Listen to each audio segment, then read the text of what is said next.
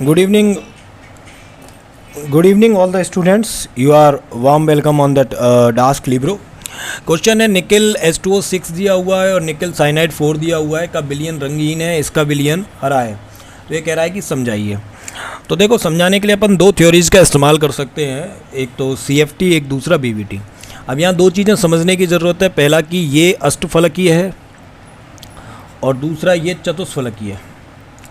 अब चतुष्फलकीय हो चाहे वो अष्टफलकीय हो, इसके बीच में जो बेसिक डिफरेंस है वह है DD संक्रमण का।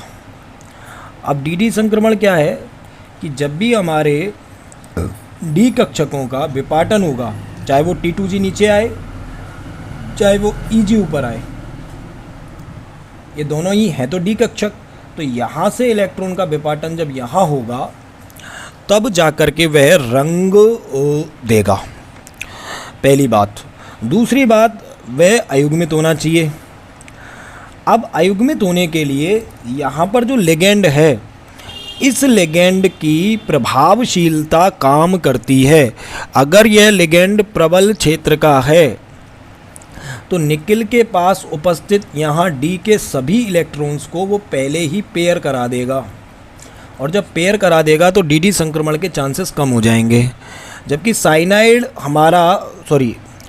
हमारा जो H2O है वो दुर्बल क्षेत्र का है और साइनाइड हमारा प्रबल क्षेत्र का है, तो प्रबल क्षेत्र का पहले ही पेयर करा देगा, लेकिन दुर्बल क्षेत्र का पेयर नहीं करा पाएगा। इसलिए यहाँ अयुग्मित इलेक्ट्रॉन होने की संभावना ज़्यादा है, और अयुग्मित इलेक्ट्रॉन होने की संभावना ज़्यादा है, इसके कारण यह रंग प्रस्तुत कर सकता है। तो देखो, हमें केवल और केवल समझाना है, इसको ज़्यादा डिटेल में नहीं लिखना। तो हमें क्या करना है, यहाँ अष्टफलकीय दिया है, यहाँ चतुष्फलकीय दिया है, और दोनों अष्टफलकीय एवं चतुष्फलकीय में थोड़ा सा डिफरेंस है, ठीक है। तो देखो, प्रश्न में उत्तर को कैसे लिखेंगे। हम लिखेंगे कि निकिल H2O6 2+ में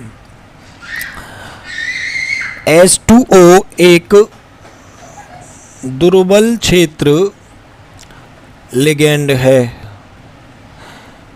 इसलिए Ni2+ में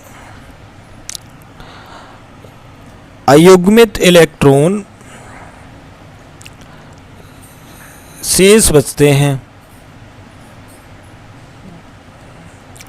इस यौगिक में 3D इलेक्ट्रॉन निम्न ऊर्जा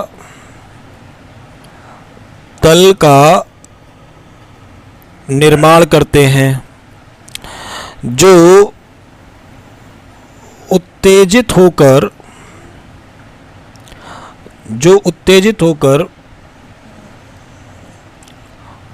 उच्च ऊर्जा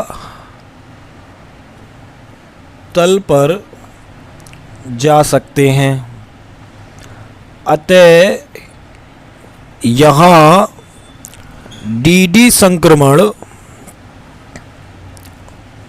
संभव है तथा यह रंगीन विलयन का निर्माण करेगा। जबकि NiCN4 2- में साइनाइड माइनस एक प्रबल क्षेत्र लिगेंड है,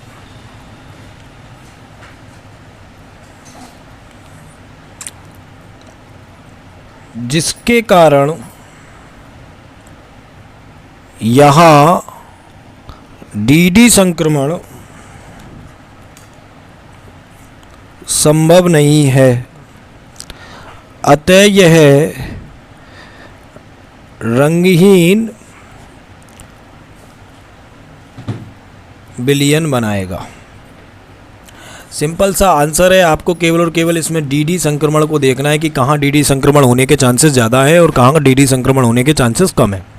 सिंपल, आपको बिना ना कोई सेफ्टी की ज़रूरत पड़ने वाली, ना BVT की ज़रूरत पड़ने वाली, आप डायरेक्ट इस क्वेश्चन को यहाँ एक्सप्लेन कर सकते हो। तो भाई मिलते हैं नेक्स्ट क्वेश्चन।